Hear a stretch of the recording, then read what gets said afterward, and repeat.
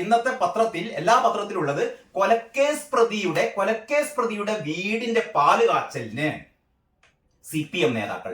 ഏതൊക്കെ നേതാക്കളാണെന്നറിയോ? കണ്ണൂർ ജില്ലാ secretary MV Jayarajan, നമ്മുടെ P ജയരാജൻ, MV ജയരാജനും P ജയരാജനും, അതായത് കണ്ണൂരിലെ 3 ജയരാജന്മാരിൽ നമ്മുടെ EP ജയരാജൻ ഏതായാലും വന്നിട്ടില്ല.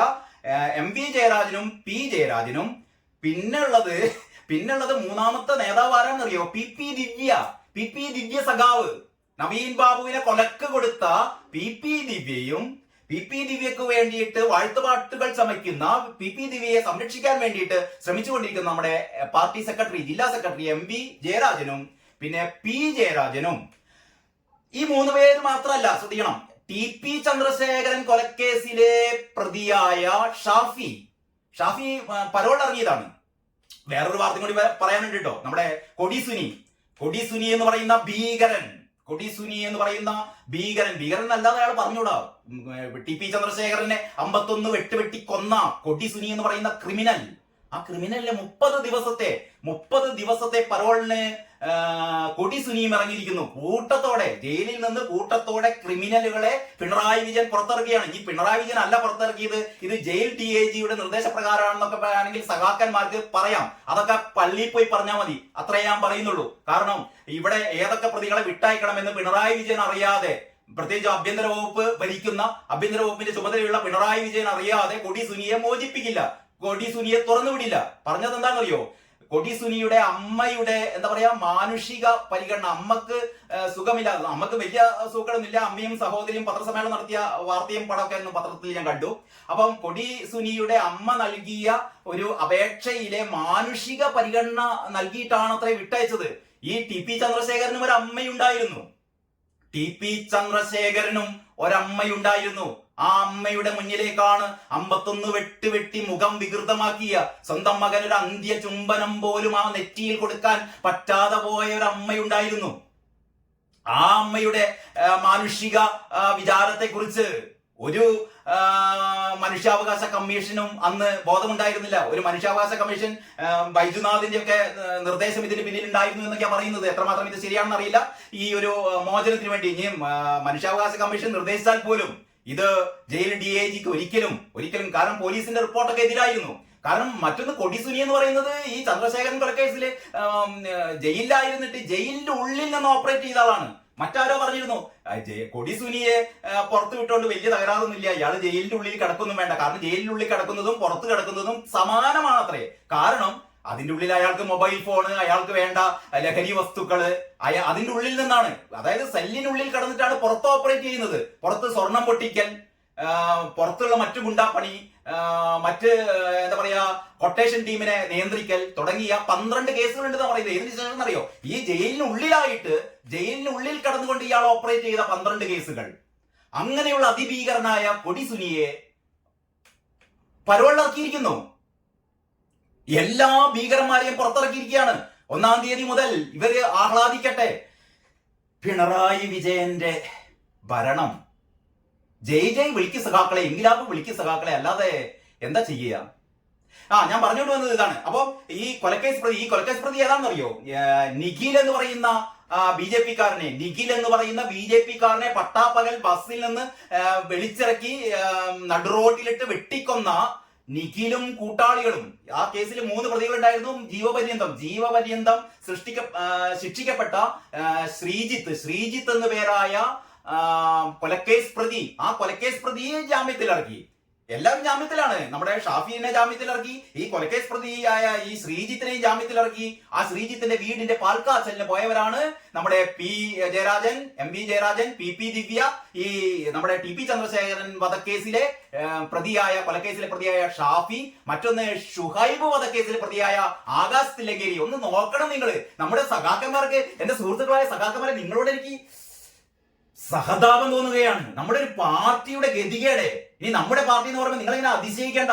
നമ്മളൊക്കെ ഈ കമ്മ്യൂണിസ്റ്റ് ആദർശത്തിൽ വിശ്വസിക്കുന്ന ആൾക്കാരാണ്. CPM-നെ കുറ്റപ്പെടുത്തുന്നത് കൊണ്ട് നമ്മള് കമ്മ്യൂണിസ്റ്റ് വിരുദ്ധരാണെന്നും പറയണ്ട. CPM എന്ന് പറയുന്നത് CPM അല്ല, പിണറായിസം എന്ന് പറയുന്ന തെമ്മാടിത്ത ഭരണം ഇവിടെ നടക്കുമ്പോ നമുക്ക് കുറ്റപ്പെടുത്തിയേ തീരൂ. നിങ്ങളൊന്ന് ആലോചിച്ച് നോക്കിയാട്ടെ. അതായത് കൊലക്കേസ് പ്രതിയുടെ വീടിന് പാല് കാച്ചാൻ പോവുക CPM-ന്റെ നേതാക്കന്മാര്, ചെറിയ നേതാക്കന്മാരല്ല. P Jayarajan, MP Jayarajan, PP Divya, Shafi, നമ്മുടെ പിന്നെ ആകാശ് തില്ലങ്കേരി എന്ന് പറയുന്ന നേതാക്കന്മാര്, CPM-ന്റെ ജില്ലാ സെക്രട്ടറി ഉൾപ്പെടെ, അതിലും വലിയ നേതാവായ P ജയരാജൻ ഉൾപ്പെടെ, അതിന്റെ കൂടെ PP ദിവ്യ എന്ന് പറയുന്ന ഞാൻ പറയാൻ വാക്കുകളില്ല, ഇന്ന് 1-ാം തീയതി ആയതുകൊണ്ട് ആ പെണ്ണുങ്ങളെ ഞാൻ ആക്ഷേപിക്കുന്നില്ല, അവിടെ കിടക്കട്ടെ. ഏതായാലും PP ദിവ്യ ആരാണെന്ന് കേരളീയ പൊതുസമൂഹത്തിന് മുഴുവൻ അറിയാലോ. ആ PP ദിവ്യ, പിന്നെ ഈ പറയുന്ന കൊലക്കേസ് പ്രതിയായ ഷാഫി, ഷുഹൈബിന്റെ വധം നടത്തിയ നമ്മുടെ ആകാശ് തില്ലങ്കേരി, ഇവരെയൊക്കെ കൂട്ടി ഗുണ്ടാപ്പടയോടെ, കൊലയാളി സംഘത്തോടെ ഒരു കൊലയാളിയുടെ വീടിന്റെ പാൽക്കാച്ചലിന് വേണ്ടി പോയ നടുക്കുന്ന, സംഭ്രമിപ്പിക്കുന്ന വാർത്ത എന്നൊക്കെ പറയാം. അതാണ് മലയാള മനോരമ കൊടുത്തത്. കൊലക്കേസ് പ്രതിയുടെ ഗൃഹപ്രവേശനത്തിന് കൂട്ടത്തോടെ എത്തി CPM നേതാക്കൾ. അതിന്റെ ഒരു ഫസ്റ്റ് പാരഗ്രാഫ് വായിക്കാം. BJP പ്രവർത്തകൻ വടക്കുംപാട്ടെ നിഖിൽ കൊല്ലപ്പെട്ട കേസിലെ പ്രതി വടക്കുംപാട്ടെ ശ്രീജിത്തിന്റെ ഗൃഹപ്രവേശനത്തിൽ പങ്കെടുത്ത് CPM സംസ്ഥാന കമ്മിറ്റി അംഗം P ജയരാജൻ, ജില്ലാ സെക്രട്ടറി MP ജയരാജൻ, ജില്ലാ പഞ്ചായത്ത് മുൻ പ്രസിഡന്റ് സഖാവ് PP ദിവ്യ ഉൾപ്പെടെയുള്ള നേതാക്കൾ. ചുവന്ന റിബൺ മുറിച്ച് ഗൃഹപ്രവേശനം ഉദ്ഘാടനം ചെയ്തത് P ജയരാജനാണ്. TP ചന്ദ്രശേഖരൻ വധക്കേസിൽ പരോളിലിറങ്ങിയ പ്രതി മുഹമ്മദ് ഷാഫിയും പങ്കെടുത്തു. 2008 മാർച്ച് 5-നാണ് നിഖിൽ കൊല്ലപ്പെട്ടത്. ജീവപര്യന്തം തടവിന് ശിക്ഷിക്കപ്പെട്ട ശ്രീജിത്ത് ഇപ്പോൾ പരോളിലാണ്. കൊലപാതകത്തെ CPM തള്ളിപ്പറഞ്ഞിരുന്നു. അതാണ് അതിലേറെ രസം. ഈ കൊലപാതകത്തെ CPM തള്ളിപ്പറഞ്ഞിരുന്നു. കൃപേഷിന്റെയും ശരത് ലാലിന്റെയും കൊലപാതകത്തെ തള്ളിപ്പറഞ്ഞൊക്കെ നമ്മൾ കേട്ടല്ലോ. നേരത്തെ TP ചന്ദ്രശേഖരന്റെ കൊലപാതകത്തെ പോലും തള്ളിപ്പറഞ്ഞവരാണ്. അപ്പോൾ ഇതിലെ തള്ളിപ്പറഞ്ഞതിൽ നമുക്ക് അത്ഭുതപ്പെടാനില്ല. അപ്പൊ ഞങ്ങളുടെ ഒരു സഖാവും ഇതിൽ ഉൾപ്പെട്ടിട്ടില്ല എന്ന് പറഞ്ഞ ഈ സഖാക്കളാണ് ഇതിന്റെ കൊലയാളിയുടെ വീട്ടില് സഖാക്കളും ഗുണ്ടാപ്പടയും കൊലയാളികളും PP ദിവ്യയും എല്ലാവരും ചേർന്ന് കൈപിടിച്ച് പോയി കണ്ട് ചുവന്ന റിബൺ കട്ട് ചെയ്ത് പാല് കാച്ചി കൊടുക്കുന്നത്. ലാൽ സലാം സഖാക്കളെ എന്നല്ലാതെ എന്തു പറയാനാണ്? ഉളുപ്പുണ്ടെങ്കിൽ പ്രിയപ്പെട്ട സഖാക്കൾ ആ ചെങ്കൊടി താഴ്ത്തി വെക്കുക, അത്രേ പറയാനുള്ളൂ. ചെങ്കൊടി താഴ്ത്തി വെക്കുക എന്നുള്ളത് ഞാൻ ഉദ്ദേശിച്ചത് CPM എന്ന് പേരായ ഇപ്പോ പിണറായി നയിക്കുന്ന ഈ ഗുണ്ടാ ഭരണത്തിന്റെ പ്രതീകമായ കൊടി, അത്രേ ഞാൻ ഉദ്ദേശിച്ചിട്ടുള്ളൂ. കമ്മ്യൂണിസത്തെ ഞാൻ അത് അടച്ചാക്ഷേപിച്ചതല്ല. അതുകൂടി ഒന്ന് മനസ്സിലാക്കിയാൽ നന്ന്. ഇനി ഇതിന്റെ എഡിറ്റോറിയൽ പേജാണ് മലയാള മനോരമയുടെ കാഴ്ചപ്പാട് പേജിൽ. പുതു പ്രതീക്ഷയോടെ നവസൂര്യോദയം എന്ന് പറയുന്ന എഡിറ്റോറിയല്. ഇനി ചന്ദ്രനിൽ തീക്കായം, പുതിയ ശാസ്ത്ര കണ്ടുപിടുത്തങ്ങളെ കുറിച്ച് അല്ലെങ്കിൽ ശാസ്ത്രത്തിന്റെ പുതിയ വഴികളെ കുറിച്ചുള്ള ആരുടെയാണ്? ഡോക്ടർ ജയൻ തോമസിന്റെ ലേഖനമുണ്ട്. അതായത് വരും വർഷങ്ങളിൽ ശാസ്ത്രവും സാങ്കേതിക വിദ്യയും കൊണ്ടുവരുന്ന മാറ്റങ്ങൾ എന്തെല്ലാം, വളരെ വളരെ ഉൾക്കാമ്പുള്ള, എല്ലാവരും വായിച്ചിരിക്കേണ്ട ഒരു ലേഖനമാണ്. പിന്നെ മറ്റൊന്ന് ഏറ്റവും പ്രധാനപ്പെട്ട എന്താ പറയുക, ആൽഫ ടു ബീറ്റ കാലസംക്രമം. അതായത് വ്യത്യസ്ത ജനറേഷനെ തിരിച്ചിരിക്കുകയാണ്. അതായത് 1901 മുതൽ 1927 വരെ ജനിച്ച ആൾക്കാരുടെ ഒരു ജനറേഷൻ, അവരെ പറയുന്നത് ദ ഗ്രേറ്റസ്റ്റ് ജനറേഷൻ. 1928 മുതൽ 45 വരെ ജനിച്ച സൈലന്റ് ജനറേഷൻ, 46 മുതൽ 64 വരെ ജനിച്ച ബൂമേഴ്സ് ജനറേഷൻ, 65 മുതൽ 80 വരെ ജനിച്ച എക്സ് ജനറേഷൻ, 81 മുതൽ 96 വരെ ജനിച്ച മിലേനിയൻസ് ജനറേഷൻ, 97 മുതൽ 2012 വരെ ജനിച്ച സെറ്റ് ജെൻസി ജനറേഷൻ, 2013 മുതൽ 2024 വരെ കഴിഞ്ഞ വർഷം വരെ ജനിച്ചവർ ആൽഫ ജനറേഷൻ. ഇതാ 2025 2039 ഇടയ്ക്ക് ജനിക്കാൻ പോകുന്നവർ ബീറ്റ ജനറേഷൻ ആണ്. എന്ന് പറഞ്ഞാൽ 2025 മുതൽ കണ്ണു തുറക്കുന്ന ബീറ്റ തലമുറയുടെ ലോകം നിർമ്മിത ബുദ്ധി, കാലാവസ്ഥാ വ്യതിയാനം, ബഹിരാകാശ പര്യവേക്ഷണം, ബഹിരാകാശ ടൂറിസം, ക്വാണ്ടം കമ്പ്യൂട്ടിംഗ്, ഹൈപ്പർ ലൂപ്പുകൾ, EV കാറുകൾ എന്നിവയുമായി ബന്ധപ്പെട്ടായിരിക്കും. വെൽക്കം ബീറ്റ എന്ന് പറയുന്ന വലിയൊരു ലേഖനമുണ്ട്. ടെക്നോളജി മാതൃഭാഷയാകും, സ്നേഹത്തിൽ കുറവുണ്ടാകില്ല, കുട്ടികൾ വരും കാലത്ത് സ്കൂളിൽ പോകേണ്ടത് സഹജീവനം പഠിക്കാൻ മാത്രമാണ് തുടങ്ങിയ വളരെ വളരെ വളരെ ആഴത്തിൽ ചർച്ച ചെയ്യുന്ന ലേഖനങ്ങളാണ് ആ പേജിൽ കൊടുത്തത്. പിന്നീട് ഏത് പേജിലേക്കാണ്? നമ്മുടെ 9-ാം പേജിൽ കാത്ത് കേരളം, അതായത് മുണ്ടക്കൈ ചൂരൽമല ദുരന്തത്തെ അതിതീവ്ര ദുരന്തമായി പ്രഖ്യാപിച്ചിരിക്കുന്നു. പുനരുദ്ധാരണത്തിനും പുനർനിർമ്മാണത്തിനും തേടിയത് 2219 കോടി രൂപ. അങ്ങനെ ആ വാർത്തയാണ്. കേന്ദ്രവും കേരളവും നാൾ വഴി പുനരധിവാസ പാക്കേജ്, മന്ത്രിസഭയുടെ അംഗീകാരം ഇന്ന് തുടങ്ങിയ വാർത്തകളാണ്. വയനാടിനെ പുനരധിവാസം എത്രയും പെട്ടെന്ന് തന്നെ നടക്കും എന്ന് നമുക്ക് പ്രതീക്ഷിക്കാം. പിന്നീട് വി മുരളീധരന്റെ കാര്യം ഞാൻ പറഞ്ഞല്ലോ, ഈ മുഖ്യമന്ത്രിയെ വിമർശിച്ചത്. അതാ പറയുന്നത്, ഉദയനിധിയുടെ വാക്കുകളുടെ തുടർച്ചയെന്ന് വി മുരളീധരൻ. മുഖ്യമന്ത്രി ഹിന്ദു സമൂഹത്തെ അവഹേളിച്ചു എന്നും മുരളീധരൻ. വി മുരളീധരൻ പറയാണ്, മുഖ്യമന്ത്രിയുടെ പ്രസംഗം ശിവഗിരിയുടെ പുണ്യഭൂമിയെയും സനാതന വിശ്വാസികളെയും അവഹേളിക്കാനുള്ളതാക്കി മാറ്റി എന്നും സനാതന ധർമ്മത്തെ ഉന്മൂലനം ചെയ്യണമെന്ന തമിഴ്നാട് മുഖ്യമന്ത്രി ഉദയനിധി സ്റ്റാലിന്റെ വാക്കുകളുടെ തുടർച്ചയാണ് ഇതേന്നും BJP നേതാവ് വി മുരളീധരൻ പറഞ്ഞു. മഹാഭാരതത്തെ കുറിച്ച് പറഞ്ഞ രീതിയിൽ പരിശുദ്ധ ഖുർആനെ വിമർശിക്കാൻ മുഖ്യമന്ത്രിക്ക് തന്റെ ഇടമുണ്ടോ എന്ന് ചോദിച്ചു. മഹാഭാരതത്തെയും മുഖ്യമന്ത്രി വിമർശിച്ചിട്ടുണ്ട് കേട്ടോ. പക്ഷെ മുഖ്യമന്ത്രി ഖുർആനെ തൊടില്ല. തൊട്ട് കഴിഞ്ഞാൽ ഡാഷ് ഡാഷ് ഡാഷ് ഡാഷ് സംഭവിച്ചിരിക്കും.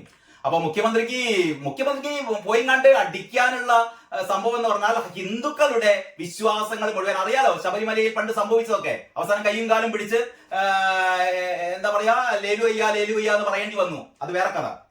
അപ്പൊ ഏതായാലും മഹാഭാരതത്തെ കുറിച്ച് പറഞ്ഞ രീതിയിൽ പരിശുദ്ധ ഖുർആനെ വിമർശിക്കാൻ മുഖ്യമന്ത്രിക്ക് തന്റെ ഇടമുണ്ടോ? മുഖ്യമന്ത്രി ശിവഗിരിയിലെ വേദി കമ്മ്യൂണിസ്റ്റ് പ്രചാരണത്തിന് ഉപയോഗിച്ചു എന്നൊക്കെയാണ് വി മുരളീധരൻ പറയുന്നത്. അതേപോലെ നമ്മുടെ വെള്ളാപ്പള്ളി പറയുന്നു, ശ്രീനാരായണ ഗുരു ആരാധനാമൂർത്തി. വെള്ളാപ്പള്ളി, ശ്രീനാരായണ ഗുരു സനാതന ധർമ്മത്തിന്റെ വക്താവല്ലെന്നുള്ള മുഖ്യമന്ത്രി പിണറായി വിജയന്റെ ശ്രീനാരായണ ഗുരു സനാതന ധർമ്മത്തിന്റെ വക്താവല്ല എന്നുള്ള മുഖ്യമന്ത്രി പിണറായി വിജയന്റെ വ്യാഖ്യാനത്തിന് അതേ വേദിയിൽ മറുപടിയുമായി SNDP യോഗം ജനറൽ സെക്രട്ടറി വെള്ളാപ്പള്ളി നടേശൻ. ശ്രീനാരായണ ഗുരു ആരാധനാമൂർത്തിയാണ്, അതിനെ വിമർശിക്കുന്നവരുണ്ടാകാം, വിമർശിക്കുന്നവർ വിമർശിക്കട്ടെ, സനാതന ധർമ്മപ്രകാരം എന്തിലും ഏതിലും ദൈവമുണ്ടെന്നും വെള്ളാപ്പള്ളി പറഞ്ഞു. അപ്പൊ അങ്ങനെയുള്ള വാർത്തകളൊക്കെയാണ് ഈ ഉള്ളിലെ പേജിലുള്ളത്. പിന്നെ മണിപ്പൂരിൽ സംഭവിച്ചതെല്ലാം മാപ്പ് ചോദിക്കുമെന്ന് ബീരൻ സിംഗ് പറഞ്ഞിട്ടുണ്ട്. യഥാസമയം അവിടെ ഇടപെട്ട് ശാന്തമാക്കാൻ പറ്റിയില്ല, അതില് ക്ഷമ ചോദിക്കൂ എന്ന് ബീരൻ സിംഗ് പറയുന്നു. നിമിഷപ്രിയയുടെ മോചനത്തിനായി അവസാനവട്ട ശ്രമം എന്നുള്ള വാർത്ത വളരെ നല്ല പ്രാധാന്യത്തിൽ തന്നെ ഏത് പേജിലാണ് കൊടുത്തത്? 12ാം പേജിൽ കൊടുത്തിട്ടുണ്ട്. നിമിഷപ്രിയയുടെ മോചനത്തിനായി അവസാനവട്ട ശ്രമം. നിമിഷപ്രിയയുടെ കാരണം യമനിലാണ്, അറിയാലോ. യമനിൽ നിന്ന് നിമിഷപ്രിയയെ മോചിപ്പിക്കുക എന്നുള്ളത് അത്ര എളുപ്പമുള്ള കാര്യമല്ല. കാരണം യമൻ എന്ന് പറയുന്നത് ഇന്ത്യയുമായി നയതന്ത്ര ബന്ധം സ്ഥാപിച്ച ഒരു രാജ്യമല്ല.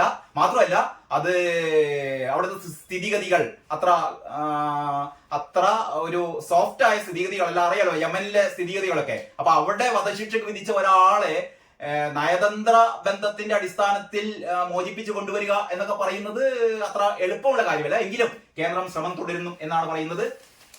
ഈ സോഷ്യൽ മീഡിയ കണ്ടു കഴിഞ്ഞാൽ ആകെ നമ്മൾ അത്ഭുതപ്പെട്ടു പോകുകയെ. നിമിഷപ്രിയയെ എന്തായാലും നിമിഷപ്രിയ കൊലപാതകി എന്നാണ് അവിടുത്തെ കോടതി കണ്ടെത്തിയത്. സ്പോൺസറെ കൊല ചെയ്തു എന്നാണ് കണ്ടെത്തിയത്. ഇതേപോലെ തന്നെ ഒരു കൊലപാതകം ഉണ്ടായിരുന്നു കേട്ടോ. അബ്ദുൾ റഹീമിന് ബോച്ചയുടെ നേതൃത്വത്തിൽ അവിടെ ബ്ലഡ് മണി കൊടുത്തിട്ട് അബ്ദുൾ റഹീമിനെ മടക്കി കൊണ്ടുവരുന്ന സമയത്ത് എല്ലാവരും ജയ് വിളിച്ചതായിരുന്നു. ഇവിടെയാണ് കേരളത്തിലെ ഒരു മതേതരം എന്ന് പറയുന്നത്. അതായത് മുസ്ലിം മതവിഭാഗത്തിന് വേണ്ടിയിട്ട് എന്തൊക്കെ ചെയ്താലും അത് മതേതരമാണ്. പക്ഷെ ഒരു ഹൈന്ദവ വിഭാഗത്തിനോ അല്ലെങ്കിൽ ക്രിസ്ത്യൻ മതവിഭാഗത്തിനോ ചെയ്തു കഴിഞ്ഞാൽ അത് വർഗീയമായി. അപ്പൊ ഇതാണ് ഒരു ചേരിതിരിവ് എന്ന് പറയുന്നത്. അതായത് അബ്ദുൾ റഹീമിനെ മോചിപ്പിക്കാൻ വേണ്ടിയിട്ട് ഇവിടെ നടത്തിയ മനുഷ്യത്വപരമായ ശ്രമങ്ങൾ ഉണ്ടായിരുന്നു. ആ മനുഷ്യനും ചെയ്ത ഒരു കൊലപാതകമാണ്. പക്ഷെ ആ കൊലപാതകത്തിന്റെ എന്താ പറയാ ആഴങ്ങളിലേക്കൊന്നും ആരും പോയില്ല. ആ അബ്ദുൾ റഹീമിനെ ഉമ്മയുടെ കണ്ണീരൊക്കെ പറഞ്ഞിട്ട് അബ്ദുൾ റഹീമിനെ രക്ഷിച്ചെടുക്കാനുള്ള ശ്രമമായിരുന്നു. അതിൽ ഏതാണ്ട് 99% വിജയം നേടി.